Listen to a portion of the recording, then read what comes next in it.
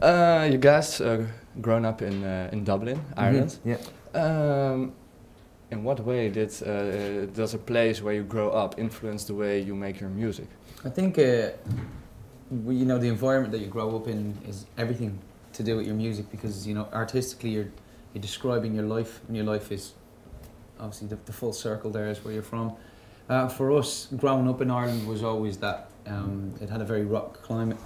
We fell in love with a different type of music to what was going on, I suppose, against the grain of Ireland, which would have been hip-hop, R&B and stuff, which I think gives us that sound. So I suppose our Irishness within our music is more about our storytelling and our lyrics, and possibly the narratives and the way we play with lyrics and stuff like that.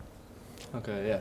Because did you grow up in the north or the south side of Dublin? I grew up in the south side. All of us south side. Okay, because people say the south side is the more richer part of Dublin. People do say that. If you go further south, it's a richer part of Dublin, but you got the Liffey. It depends how far away from the actual river we're talking. I think everywhere has its area.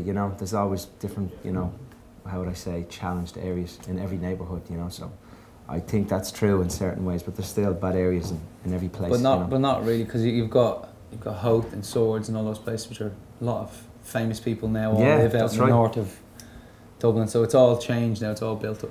Yeah, it's more something from past times. Yeah. Some people say that you fell in love with black music, but what part of your music is typically Irish?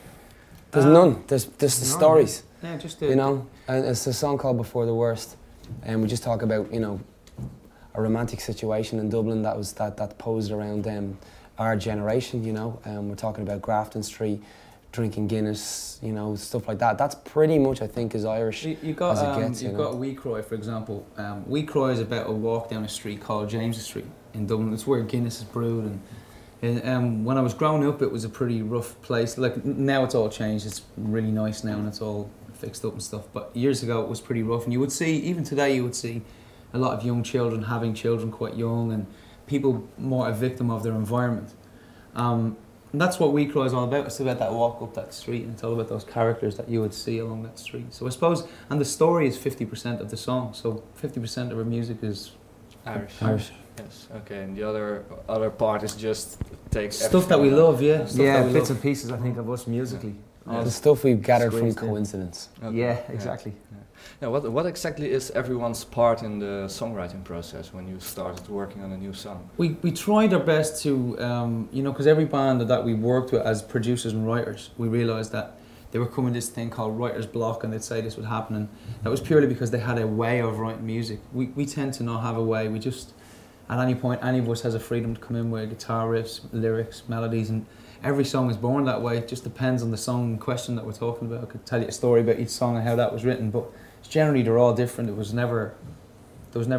write lyrics first, then Danny comes in, writes this over. It doesn't work that way. There isn't any structure. No. I think the freer you are and the less chains you have on you, as in having a system, the more likely you are to find the great songs, There's always creativity, there's always a pool of creativity. But there's always two of these fuckers just in a corner jamming away or something. You're like, that sounds so hot, and you want in on it. You'll be like, oh, let me add on something on it. And if someone's already playing guitar and the drums, then I jump on the keys. Yeah. But if me and Mark are jamming on guitars, then fucking he'll jump on the keys. Yeah. You know what I mean? So it's just like... There's always someone with something, the pot's always burning somewhere, You just pick up the instruments that's not being used. Yeah, exactly.